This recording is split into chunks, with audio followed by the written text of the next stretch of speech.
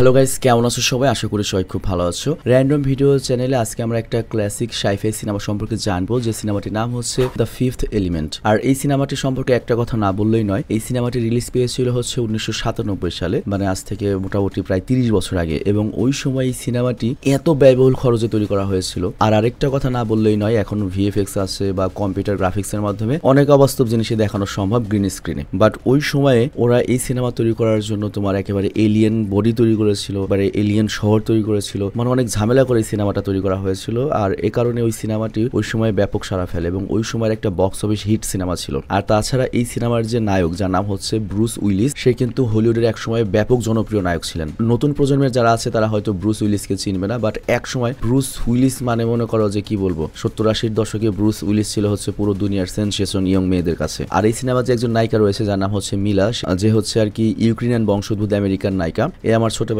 খুব ক্রাশ ছিল। আর আরেকটা কথা এখানে উল্লেখ করা উচিত, আমি যখন ক্লাস 7-এ পড়ি আমার আব্বাজান এই সিনেমাটির ক্যাসেট আমাকে গিফট করেছিলেন। আর এই সিনেমাতে কিছু কিছু সিন ছিল যেগুলো আমি বারবার পজ করে দেখতাম আর কি, হোয়াট এভার, বাদ দেবো। তো যাই হোক, বাড়তি করে কথা না বলে চলো আমরা আইএমডিবির 10-এ 7.9 রেটিং পাওয়া এই অসাধারণ সারা জগন্নাথ দ্য ফিফথ এলিমেন্ট সিনেমাটি সম্পর্কে জানি। তবে আমি নিশ্চিত করতে পারছি না তোমাদের জেনারেশনে পোলাপানের এই সিনেমাটি কেমন লাগবে। বাট আজ থেকে 20 বছর আগে আমরা আমেরিকান সিনেমা দেখলেই মনে করো অবাক হয়ে যেতাম যে কি দেখাচ্ছে, কিন্তু এখন যাই দেখি মনে হয় এডিট করছে, বিএফএক্স, কয়দিন পরে আমরা বলবো এআই, মানে এখন আর কোনো কিছু দেখে আশ্চর্য লাগে না। আস্তে আস্তে দেখবে সিনেমা কোন পর্যায়ে যাবে, আস্তে আস্তে দেখবে ওই সিনেমাতে ভিএফএক্স, অ্যাকশন এগুলো কেউ পছন্দই করবে না, সিনেমা হবে শুধুমাত্র কাহিনী ভিত্তিক, মানে এরকম একটা পর্যায়ে আসবে কোনো একদিন। তো যাই হোক, ছোট্ট একটা ব্রেক দিয়ে চলো আমরা মূল ভিডিওতে যাই, এবং ব্রেকটা স্কিপ করবে হচ্ছে ডিসক্রিপশনে যাবে, ড্রশনে ক্লিক করে সরাসরি মূল ভিডিওতে চলে যাবে। হ্যালো বন্ধুরা, আজ আমরা এমন একটি অ্যাপ সম্পর্কে তোমাদের বলতে চাই যে অ্যাপটির অফিসিয়াল পার্টনার হচ্ছে পিএসজি। আর এখানে অনেকগুলো ম্যাচ খেলে ল্যাপটপ, আইফোন, স্মার্ট ওয়াচ ও আরও অনেক ক্যাশ প্রাইজ জেতার সুযোগ রয়েছে। আর এই অ্যাপটিতে সকল ধরনের লাইভ ম্যাচের রেজাল্ট দেখতে পারবে এবং এই ম্যাচের স্কোর অনুমান করে গেমও খেলতে পারবে, যেমন কোন টিম জিতবে, কোন টিম কত রান করবে, কে সর্বোচ্চ স্কোর করবে। এছাড়া বিভিন্ন ধরনের গেম রয়েছে, সেগুলো খেলেও ইনকাম করতে পারো। আর রেজিস্ট্রেশনের সময় আমাদের যে প্রোমো কোডটি রয়েছে রোনাল, এটা ব্যবহার করলে প্রথম ডিপোজিটে 26,000 টাকা পর্যন্ত বোনাস পেতে পারো। আর এই টাকা তুমি খুব সহজেই বিকাশ, ব্যাংক এবং অন্যান্য সহজ পদ্ধতির মাধ্যমে উঠাতে পারো। তো আর দেরি কিসের, ডেসক্রিপশনে প্রোমো কোড এবং পিন কমেন্টে প্রোমো কোড সহ সাইন আপ লিঙ্ক রয়েছে, সেটা ব্যবহার করো এবং ক্যাশ প্রাইজ জিতো। আর এখানে আরেকটা কথা মনে রেখো, আমরা যেই বিজ্ঞাপন দেই না কেন, অনলাইন থেকে টাকা আয় করা এত সহজ কোনো ব্যাপার নয়। তোমরা কোনো আর্থিক ক্ষতির সম্ভাবনা রয়েছে এমন কোনো ওয়েবসাইটে যাবে না। তো ব্রেক শেষে আমরা মূল ভিডিওতে আসলাম। তো এই সিনেমার যে কাহিনী প্লট সেটা আমি আগে তোমাদেরকে বোঝাই। এই সিনেমার কাহিনী প্লট হচ্ছে এমন একটা দুনিয়া, মনে করো যে এলিয়েন মানুষ সবাই একসাথে থাকে, মানে সবার সাথে সবার যোগাযোগ হয়েছে আর কি। মানুষ এক গ্রহ থেকে আরেক গ্রহে, এক ইউনিভার্স থেকে আরেক ইউনিভার্সে যেতে পারে, এরকম একটা ব্যাপার। কিন্তু সিনেমার কাহিনী শুরু হয় হচ্ছে 1914 সাল থেকে। তখনও এলিয়েন মিলিয়নের সাথে মানুষের দেখা হয়নি। তো আমাদের একজন আর্কিওলজিস্টকে দেখানো হয় যে মিশরের পিরামিডে গিয়েছে এবং গবেষণা করছে, আর তার সাথে তার অ্যাসিস্ট্যান্ট বিলি রয়েছে। তো আর্কিওলজিস্ট দেয়ালে থাকা বিভিন্ন চিহ্ন দেখে জানতে পারেন যে খুব শীঘ্রই পৃথিবী ধ্বংস হয়ে যাবে। আর সেখানে একজন পুরোহিত ছিল আর কি, ধর্মযাজক, যে এই কথাগুলো শুনে ফেলে। তবে এখানে একটা বিষয় উল্লেখ, এই পুরোহিত কোন একটা বিশেষ গোপন কথা জানতো এবং তার সাথে এলিয়েনদের যোগাযোগ ছিল, যে সময় বাকি দুনিয়ার মানুষ এলিয়েন সম্পর্কে জানতোই না। মানে এই পিরামিডে রেগুলারলি এলিয়েনদের যাতায়াত ছিল, আর এই পিরামিডে বিশেষ একটা জিনিস ছিল যেটা এই ধরিত্রীকে বা পৃথিবীকে ঠিক রাখতো। তো যাই হোক, ওই পুরোহিত যখন ওই কোঅর্ডিনেশন দেখে জানতে পারে যে এই পৃথিবী খুব শীঘ্রই ধ্বংস হতে চলেছে আগামী 400 বছরের মধ্যে, তখন তো পুরোহিত ভয় পেয়ে যায়, কারণ সে চায় না পৃথিবীর মানুষ এটা জানুক বা এই খবর বাইরে যাক। তো এই কারণে পুরোহিত করে কি, ওই আর্কিওলজিস্টের পানিতে বিষ মিশিয়ে দেয়। তো এরপর আর্কিওলজিস্ট যখন ওই পানিটা খাবে, বিষ মেশানো পানি খাবে, তখন হঠাৎ করে আর্কিওলজিস্ট বলে, আরে আমি তো আজকে অনেক বড় একটা তথ্যের সন্ধান পেয়েছি, এই জন্য তো আমাদের উৎসব করা উচিত। এই জন্য ওই আর্কিওলজিস্ট পানিটা ফেলে দেয় এবং তার অ্যাসিস্ট্যান্ট বিলিকে বলে, যাও একটু মদ নিয়ে আসো, আজকে আমাদের ফুর্তি করতে হবে। তো বিলি মদ আনতে চলে যায়। আর ঠিক তখনই পিরামিডের উপরে একটা এলিয়েনের স্পেসশিপ চলে আসে এবং সেখান থেকে এলিয়েন নেমে আসে। চিন্তা করো, এই ধরনের দৃশ্যগুলো আমরা যখন ছোটবেলাতে দেখেছি, আজ থেকে 22 বছর আগে যখন দেখেছি ফার্স্ট টাইমে, তখন আমাদের কাছে কেমন ফিল হয়েছিল। সত্যি এলিয়েন দেখে আমি ভয় পেয়েছিলাম। তো যাই হোক, ওই এলিয়েন নেমে পুরোহিতকে বলে, তুমি এটা ভালো কাজ করোনি। বাট পুরোহিত তখন বলে, দেখো পৃথিবী ধ্বংস হবে এই কথা আমি কাউকে বলিনি, মানুষ তার নিজের বুদ্ধির মাধ্যমে এটা জেনে গিয়েছে, দেয়ালের চিত্র দেখে বুঝে ফেলেছে। এই পিরামিডের মধ্যে 1000 বছরের বা ভবিষ্যতে কি হবে সব গোপন তথ্য রয়েছে আর কি, এবং এলিয়েনদের রেগুলারলি এই পিরামিডে যাতায়াত আছে। তো যাই হোক, এরপর স্পেসশিপ থেকে নেমে আসা এলিয়েনের মধ্যে থেকে একটা এলিয়েন করে কি, দেয়ালে চাবি ঘোরায়, আর তখনই দেয়ালে থাকা অদৃশ্য দরজা খুলে যায়। আর ওখানেই তো তোমার ওই আর্কিওলজিস্ট ছিল, সে তো এটা দেখে চমকে যায়, কিন্তু এলিয়েন তখন আর্কিওলজিস্টকে বেহুশ করে ফেলে। আর তারপরে এলিয়েনরা একটা বিশেষ রুমে যায় যেখানে 4টি পাথর বাতাসে উড়ছিল। আর এই 4টি পাথর ছিল হচ্ছে 4টি ভিন্ন এলিমেন্ট, এবং এই 4টি পাথর 4টা আলাদা জিনিস প্রতিনিধিত্ব করে, যেমন মাটি, পানি, বাতাস আর আগুন। এবং এই 4টা পাথরের মাঝখানে একটা মূর্তি ছিল যেটা হচ্ছে বা পঞ্চম এলিমেন্ট, আর এটার নাম এই সিনেমাটা। তো যাই হোক, ওই পুরোহিত তখন এলিয়েনকে বলে, আপনি যদি এই এলিমেন্ট গুলো এখান থেকে নিয়ে যান তাহলে তো আমাদের পৃথিবী ধ্বংস হয়ে যাবে। বাট তখন এলিয়েন বলে, দেখো, আজ থেকে 400 বছর পরে তোমাদের পৃথিবীতে হামলা হবে, কিন্তু এখন আমাদের এই এলিমেন্ট গুলো দরকার অন্য একটা জায়গায় প্রাণের অস্তিত্ব করার জন্য। তবে আমরা 400 বছরের আগেই এই এলিমেন্ট গুলোকে আবার পৃথিবীতে নিয়ে আসবো, তোমরা চিন্তা করো না। মানে বুঝতেই পারছো, আমাদের পৃথিবীকে রক্ষা করছেই এই 4টা বা 5টা পাথরে, এবং এগুলো যেখানে সেট করা হয় সেখানে প্রাণের অস্তিত্ব বা এরকম মনে করো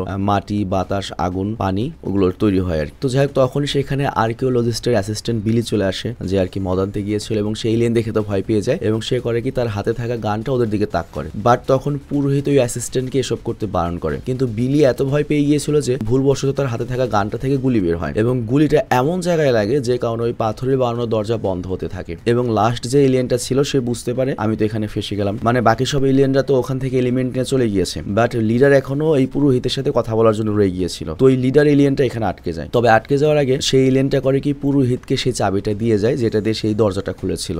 আর মারা যাওয়ার আগে এলিয়েন পুরোহিতকে বলে, তোমার পরবর্তী প্রজন্মকে এই ব্যাপারে তথ্য দিতে থাকবে, কারণ তোমাদের হাতে আর 400 বছরের সময় রয়েছে, 400 বছর পরে এই চাবিটার প্রয়োজন হবে। আর তারপর ওই এলিয়েনটি মারা যায় দেয়ালের সাথে ধাক্কা লেগে। আর ওদিকে বাকি এলিয়েনগুলো 4টি পাথর এবং মূর্তি নিয়ে, 5টা এলিমেন্ট নিয়ে সেখান থেকে চলে যায়। আর এরপর আমাদের প্রায় 400 বছর পরের দৃশ্য দেখানো হয়, যখন পৃথিবী অনেক বেশি অ্যাডভান্স হয়ে গিয়েছে, মানুষের সাথে এলিয়েনের যোগাযোগ হচ্ছে, মানুষরা মনে করো এক সৌরজগৎ থেকে আরেক সৌরজগতে যাচ্ছে। তো ওই সময় আমরা দেখি পৃথিবীর দিকে অনেক বড় একটা ফায়ারবল, মানে সূর্যের মতো একটা জ্বলন্ত কোনো একটা কিছু পৃথিবীর দিকে ধেয়ে আসছে। আর এই ভবিষ্যৎবাণীটাই কিন্তু করা হয়েছিল যে 400 বছর পরে পৃথিবী ধ্বংস হতে পারে। আর তখন আমাদের নিউ ইয়র্কের নাসার হেডকোয়ার্টার দেখানো হয়, এবং তারা ওই ফায়ারবলকে ধ্বংস করতে চায়, মানে বিশাল গ্রহের মতো ওই জিনিসটাকে ধ্বংস করতে চায়। বাট তখন সেখানে একজন পুরোহিত ছিল, এবং সে সবাইকে উদ্দেশ্য করে বলে, আপনারা ওটা ধ্বংস করতে পারবেন না, কারণ এটা একটা শয়তান, এটাকে কোনোভাবে মানুষ ধ্বংস করতে পারবে না, মানুষের কোনো জিনিস এটাকে ধ্বংস করতে পারবে না। এটা শুধুমাত্র একটা কারণেই পৃথিবী থেকে অন্যদিকে যাবে, যখন আমাদের এই পৃথিবীর 5টা এলিমেন্ট পৃথিবীতে ফেরত আসবে। তখন 400 বছর আগে যে পুরোহিত ছিল, এই পুরোহিত কিন্তু তারই বংশধর। এবং তোমাদের নিশ্চয়ই মনে আছে, এলিয়েন কিন্তু বলে গিয়েছিল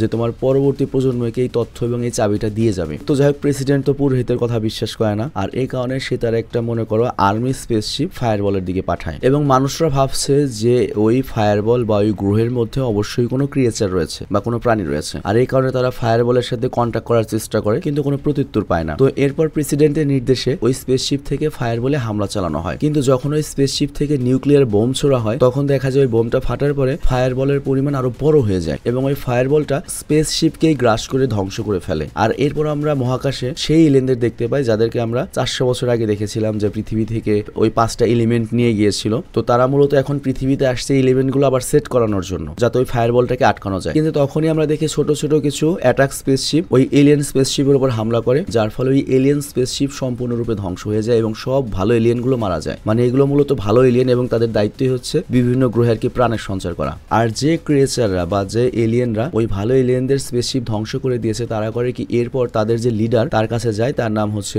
জর, আর তাকে গিয়ে বলে, তুমি আমাদের যে কাজ দিয়েছিলে সেটা আমরা করেছি, আর তুমি যেটা চাও আমাদের লোক সেটা খুব দ্রুত তোমাদের কাছে নিয়ে আসবে। তো এখানে জর মূলত ইভিল গডের হয়ে কাজ করে, যে আর কি অন্য একটা মনে করো অনেক ভয়ঙ্কর একটা ভিলেন এলিয়েন যে পৃথিবী ধ্বংস করতে চায়। আর এই কারণে জর ওই 4টা এলিমেন্ট এবং ওই পঞ্চম মূর্তিটা বা ওই 5টা এলিমেন্ট সে নিজের কাছে চায়, যাতে ওরা ওদের মতো করে পৃথিবীতে প্রাণের সঞ্চার করতে পারে, যেটা অবশ্যই নেগেটিভ শক্তি হবে। আর এইদিকে আমরা দেখি পৃথিবীর মানুষ এলিয়েনদের ধ্বংস ওই স্পেসশিপ থেকে হাতের মতো একটা জিনিস পায়, যেটা অবশ্যই এলিয়েনের একটা হাতের মতো ছিল। আর তারপর তারা যখন রিসার্চ করে এরপর সেটা ডিএনএ খুঁজে পায়, এবং ওই সময় এমন একটা প্রযুক্তি ছিল যার মাধ্যমে একটা ডিএনএ থেকে সম্পূর্ণ বডি বানানো সম্ভব ছিল। তো এই ডিএনএ অনুযায়ী ওই এলিয়েনের হাত থেকে পুরো একটা মানুষের বডি ওরা বানিয়ে ফেলে। আর দেখতে পাচ্ছ ওরা একটা মেয়ে বানিয়ে ফেলেছে, আর এই মেয়েটার নাম দেয় হচ্ছে ওরা লিলো। তো যাই হোক, বুঝতেই পারছো আজ থেকে 22-23 বছর আগে যখন আমরা এই সিন দেখেছিলাম, তখনই তো মনে করো আমাদের কাছে কি বলবো পাগলের মতো হয়ে গেছিলাম আমরা। তো যাই হোক, লিলোর যখন জ্ঞান ফিরে সে অনেক ভয় পেয়ে যায়, মানে ভেতরে যখন জানা সে তখন অন্যরকম করে, এবং মানুষ দেখে ভয় পেয়ে যায়। আর ও যেহেতু একটা এলিয়েন, তো এর জন্য মানুষের ভাষাও বোঝে না, ওর কথাও কেউ বোঝে না। তো এখানে কি হয়েছে,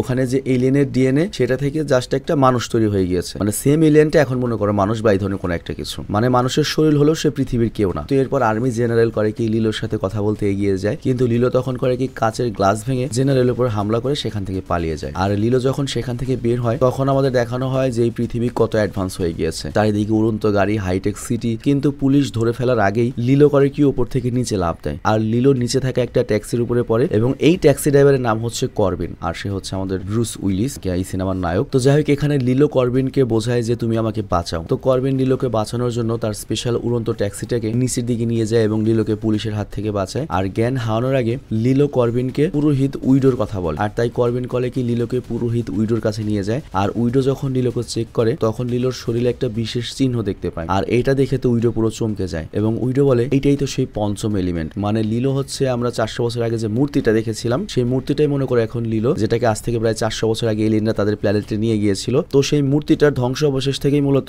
লিলোর তৈরি হয়েছে, বা ফিফথ এলিমেন্ট মনে করে এখন কোনো মূর্তি নয়, আমাদের স্বয়ং জানাল একটা নায়িকা। তো যাই হোক, পুরোহিত তখন লিলোকে নিয়ে আসার জন্য করবিনকে ধন্যবাদ জানায় এবং এখান থেকে পাঠিয়ে দেয়। আর এরপর যখন লিলোর জ্ঞান ফিরে আসে, সে কম্পিউটার থেকে গত 400 বছরের পৃথিবীর জ্ঞান তার মস্তিষ্কে ট্রান্সফার করে নেয়। আর তারপর পুরোহিত লিলোকে জিজ্ঞাসা করে বাকি 4টা পাথর কোথায় রয়েছে। তো লিলো তখন বলে আমি জানতাম এরকম কিছু একটা হবে, আর এই কারণে ওই 4টা পাথর প্যারাডাইস নামক একটা গ্রহে একটা গায়কের কাছে আমরা সুরক্ষিত রেখেছি। তো এই কথা শুনে পুরোহিত কিছুটা স্বস্তি পায় যে ওই জিনিসগুলো এখনো শয়তানের হাতে পড়েনি বা ভিলেনদের হাতে পড়েনি, এখনো পৃথিবীকে বাঁচানো সম্ভব, যেহেতু একটা এলিমেন্ট রয়েছে আর বাকি 4টা এলিমেন্ট আনলেই ঝামেলা শেষ। আর এই দিকে আমরা জরকে দেখি, আই মিন ভিলেনকে, যার কাছে ওই ক্রিয়েচাররা যারা আর কি ওই ভালো এলিয়েনদের উপর হামলা করেছিল তারা করে কি 4টা বক্স নিয়ে এসেছে, আর এই বক্সের জন্য ওদেরকে জ্বর ভায়ার করেছিল। তো এই বক্সগুলোর বিনিময়ে জ্বর করে কি ওই ক্রিয়েচার্সদের অস্ত্র দেয়, কিন্তু জ্বর যখন বক্স খুলে তখন দেখে ভেতরে কিচ্ছু নাই, সবগুলো বক্স খালি। তো জ্বর খুব রেগে যায় এবং ক্রিয়েচারদের বলে এই বক্সগুলোর ভেতর তো পাথর নেই, এগুলো আমি কি করবো। বাট ক্রিয়েচাররা তখন জ্বরকে বলে তুমি তো শুধুমাত্র আমাদের বক্স এনে দিতে বলেছিলে, পাথর তো আনতে বলনি। চিন্তা করো ভাই কিরকম বলদ মার্কা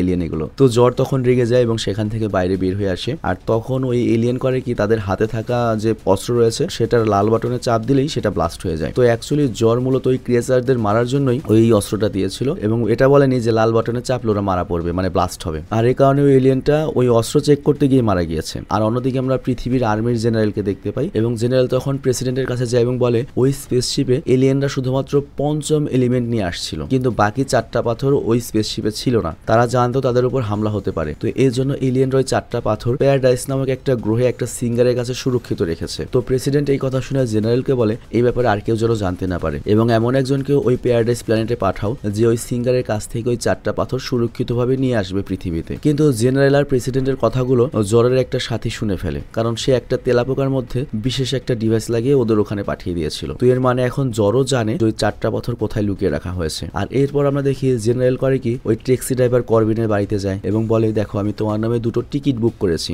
যা কিনা প্যারাডাইস প্ল্যানেটের, সেখানে একটা অনেক বড় কনসার্ট হবে, সেই কনসার্টে তুমি যেতে পারবে, কিন্তু ওখানে গিয়ে তোমার একটা কাজ করতে হবে এই পৃথিবীর জন্য। ওখানে 4টা পাথর রয়েছে যেটা একটা সিঙ্গারের কাছে সুরক্ষিত রাখা হয়েছে, আই মিন গায়িকা বা গায়কের কাছে, এবং সেই পাথরগুলো নিয়ে তোমাকে পৃথিবীতে ফিরে আসতে হবে। বাট তখনই করবিনের বাড়ির ডোরবেল বাজে আর দেখা যায় দরজায় লিলো দাঁড়িয়ে রয়েছে। আর লিলো তো জেনারেল এবং তার সাথে থাকা বডিগার্ডদের দেখে পালিয়ে যেতে পারে। তো এই কারণে করবিন করে কি জেনারেল এবং তার গার্ডদেরকে ফ্রিজের মধ্যে লুকিয়ে রাখে, চিন্তা করো। আর এরপর যখন করবিন দরজা খোলে তখন লিলোর সাথে পুরোহিত ছিল। তো পুরোহিত করবিনকে দেখা মাত্রই পিস্তল তাক করে। অ্যাকচুয়ালি পুরোহিত আগে থেকেই জানে যে জেনারেল করবিনকে প্যারাডাইস প্ল্যানেটের 2টো টিকিট দিয়েছে, আর তাই পুরোহিত লিলোকে নিয়ে ওই টিকিট নেওয়ার জন্য এখানে এসেছে এবং সে নিজে লিলোকে নিয়ে যাবে, ওই পাথর উদ্ধার করবে এবং ওই পৃথিবীতে এনে জায়গা মতো সেট করবে। বাট ওই মুহূর্তেই দরজার কাছে জ্বরের কিছু সৈন্য চলে আসে। তো এটা দেখে করবিন ভয় পেয়ে যায় এবং লিলো এবং পুরোহিতকে বাড়ির ভেতরে সিস্টেমে লুকিয়ে রাখে। তো জ্বরের সৈন্যরা সেখানে এসে করবিনের দরজায় নক না দিয়ে বরং পাশের যে দরজা রয়েছে, পাশের যে ফ্ল্যাট রয়েছে সেখানে কলিং বেল বাজায়, কারণ করবিন করেছে কি বুদ্ধি করে তার ফ্ল্যাটের যে নাম সেটা পাশের ফ্ল্যাটের সাথে বদলে রেখেছিল।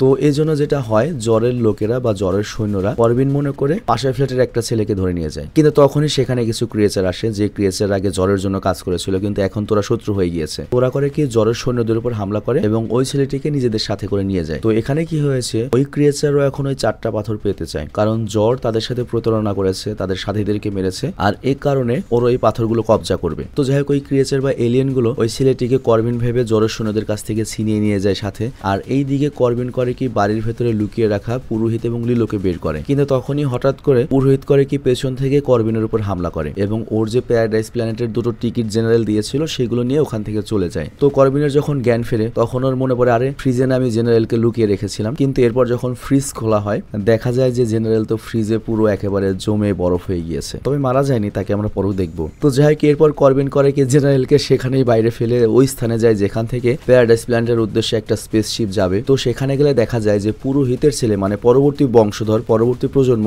লিলোর সাথে ওই প্যারাডাইস প্ল্যানেটে যাওয়ার জন্য প্রস্তুতি নিচ্ছে। কিন্তু তখনই করবিন সেখানে পৌঁছে যায় এবং সবাইকে বলে সে লিলোর হাজবেন্ড। তো এই কারণে সে লিলোর সাথে যাবে। তো এই কারণে করবিনকে লিলোর সাথে পাঠানো হয়। কিন্তু যখন পুরোহিত এটা জানতে পারে যে করবিন লিলোর সাথে গিয়েছে, তো ওই মুহূর্তে সে করে কি একটা চাবি বের করে, আর এটা হচ্ছে সেই চাবি যে চাবিটা আজ থেকে 400 বছর পূর্বে তার পূর্বপুরুষকে ওই ভালো এলিয়েনরা দিয়ে গিয়েছিল। তো পুরোহিত করে কি সেই চাবিটা তার ছেলেকে দিয়ে ওই এয়ারশিপে লুকিয়ে ঢোকে। আর এরপর সেই এয়ারশিপ যায় হচ্ছে সেই প্যারাডাইস প্ল্যানেটে। ওই প্যারাডাইস প্ল্যানেটে আবার অনেক বিশাল একটা এয়ারশিপ ছিল যেটার মধ্যে আর কি কনসার্ট হবে। তো করবিন আর লিলো করে কি ওই কনসার্টে গিয়ে ওই 4টা পাথর যার কাছে রাখা রয়েছে সেই সিঙ্গারের কাছে যায়। তবে অ্যাকচুয়ালি ওখানে সিঙ্গার তো অনেক রয়েছে, তো ওরা ভুল সিঙ্গারের কাছে এসেছে, অরিজিনাল সিঙ্গারের কাছে এসেছে, এটা আমরা পরে জানতে পারবো। তবে এই সিনেমাতে এই সিঙ্গার আর কি একটা জোকার, যাকে আমরা রাশ আওয়ার সিনেমাতে দেখেছিলাম। তো যাই হোক ফ্লাইং হোটেলেই মূলত কনসার্টটা হবে। আর এইদিকে জ্বর, যে কিনা ফ্লাইং ফ্লায়ার প্ল্যানেট বা শয়তানের প্ল্যানেট, তাদের কথা মতো ওই পাথর উদ্ধার করতে সেই ফ্লাইং হোটেলে চলে আসে। আর প্রোগ্রাম যখন শুরু হয় তখন আমরা প্যারাডাইসের সিঙ্গারকে দেখতে পাই, যে কিনা একটা এলিয়েন ছিল, অনেকগুলো সাদা চুলালা।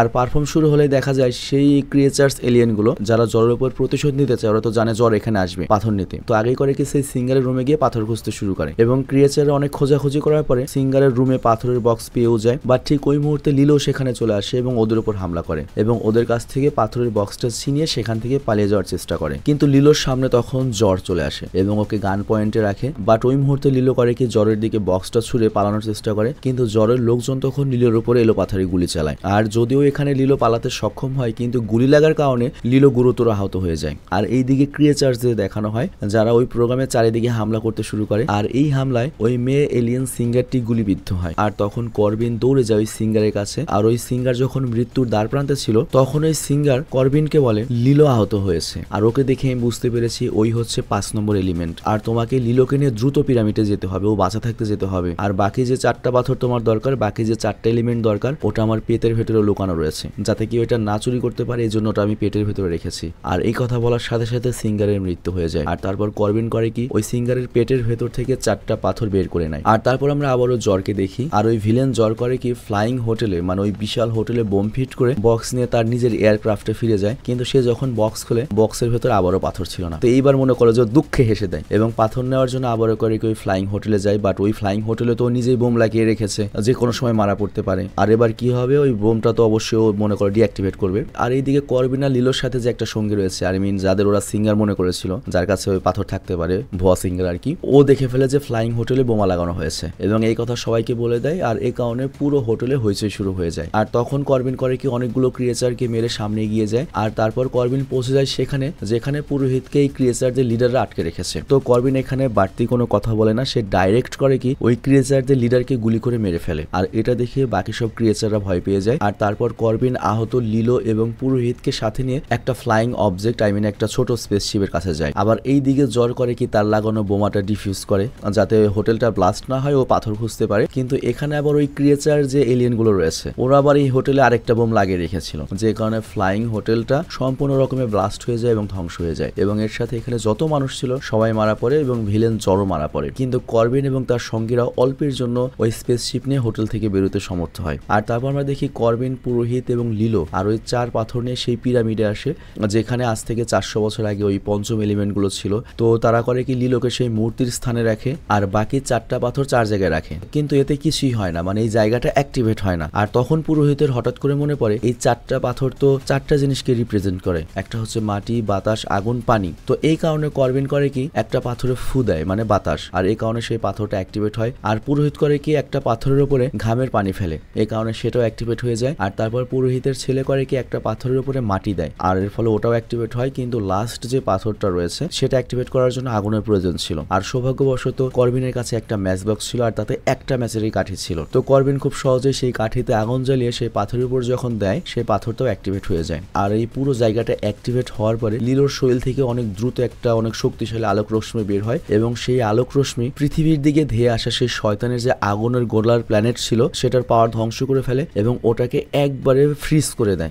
কিন্তু এদিকে আমরা দেখি পঞ্চম এলিমেন্ট বা লিলো সে নিস্তেজ হয়ে গিয়েছে, এর মানে শয়তান ধ্বংস হয়ে গিয়েছে। আর তারপর করবিন, পুরোহিত মিলে ওই পিরামিডের 4টা এলিমেন্ট এবং পঞ্চম এলিমেন্টটাও ঠিক জায়গা মতো রেখে দেয়। আর তারপর পঞ্চম যে এলিমেন্ট ছিল আমাদের নায়িকা সে মানুষ হয়ে যায় এবং নায়ক নায়িকা এক হয়ে যায়। এখানে সিনেমাটি শেষ হয়ে যায়। তো যাই হোক, আমি আজকের মতো বিদায় নিচ্ছি। আর এরপরে আমরা যে সিনেমাটি র্যান্ডম ভিডিও চ্যানেলে দেখব দেখবো সেটার নাম হচ্ছে এ টিম। আর এই সিনেমাটি রিলিজ পেয়েছিল আজ থেকে 15 বছর পূর্বে। তবে এটাকে এখনো পর্যন্ত one of the best action cinema বলা হয়ে থাকে। তোমরা হয়তো অনেকেই এ টিম সিনেমা দেখেছো, তবে তারপরও সমস্যা নেই, আবারও দেখবে কালকে, আবার একটু মনে করবে। আমি বিদায় নিচ্ছি, ভালো থেকো, সুস্থ থেকো। আর এখানে আরেকটা বিষয় উল্লেখ না করলেই নয়, আমাদের র্যান্ডম অ্যানিমেশন নামে যে চ্যানেল রয়েছে সেখানে গোল্ডেন বয় নামে একটা সিরিজ চলছে। আমি রিকোয়েস্ট করবো অন্তত গোল্ডেন বয়ের ফার্স্ট এপিসোড হলো তোমরা দেখে আসো। আর আমাদের অনলি জাপানিজ চ্যানেলে চলছে হচ্ছে সাইফাই সিরিজ, যেখানে ম্যাট্রিক্সের সিরিজটা চলছে। আর সাবেস 420 চলছে মিশন ইম্পসিবলের যে সিনেমা সিরিজটা রয়েছে সেটা। আর র্যান্ডম ভিডিও চ্যানেল 2.0 তে চলছে হচ্ছে জম্বি সার্ভাইভাল সিনেমা, যেখানে ট্রেন টু বুসান সহ সেরা 10টা জম্বি সিনেমা রিলিজ হবে এই মাস ভরে। তো আমি বিদায় নিচ্ছি এবং ওই চ্যানেলগুলোর লিঙ্ক আমি দিয়ে রেখেছি, তোমরা কাইন্ডলি চ্যানেলগুলো ঘুরে এসো একবার।